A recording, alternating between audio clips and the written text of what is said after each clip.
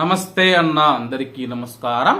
కువైట్లో 60 ఏళ్లు పైబడిన ప్రవాసులు ఎవరైతే ఉన్నారో వాళ్లకు సంబంధించిన అకామాను రద్దు చేయడంతో, అలాగే అకామా వ్యయం పెంచడంతో అయితే చాలా మంది ఫ్యామిలీ వీసాలకైతే బదిలీ అవ్వడం జరిగింది.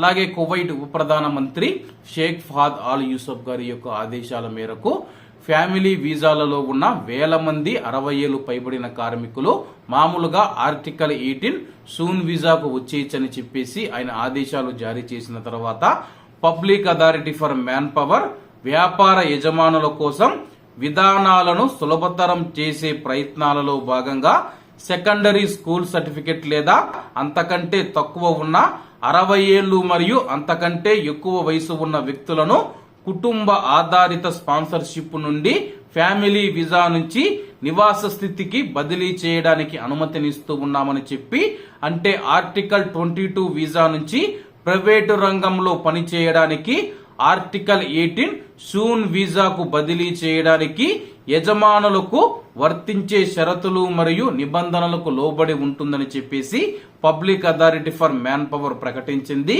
అదనంగా ప్రభుత్వ కాంట్రాక్టుల కింద నమోదైన ప్రవాస కార్మికులు ఇప్పుడు ప్రైవేటు రంగానికి బదిలీ చేయడానికి అనుమతించబడతారని చెప్పేసి వారి యొక్క కాంట్రాక్టులు ముగిసినట్లయితే మరియు కొత్త యజమానుల బదిలీకి అంగీకరిస్తాము.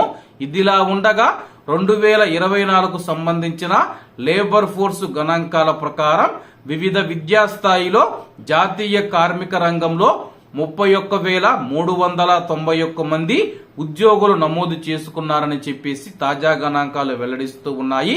ఇందులో 27 మంది పిహెచ్డి హోల్డర్స్, 629 మంది మాస్టర్ డిగ్రీ ఉన్నవారు, 17,927 మంది యూనివర్సిటీ బ్యాచిలర్స్ డిగ్రీ కలిగి ఉన్నారని చెప్పేసి 6,805 మంది డిప్లొమా హోల్డర్లు, అలాగే మిగతా వారు వివిధ విద్యాస్థాయిలు కలిగి ఉన్నారని చెప్పేసి ప్రస్తుతం కువైట్ లో 60 ఏళ్ల వయసు మరియు అంతకంటే ఎక్కువ ఉన్నవారు ఎవరైతే ఉన్నారో వాళ్ళు ఫ్యామిలీ వీసాల నుంచి సూన్ వీసాకు బదిలీ కావచ్చు.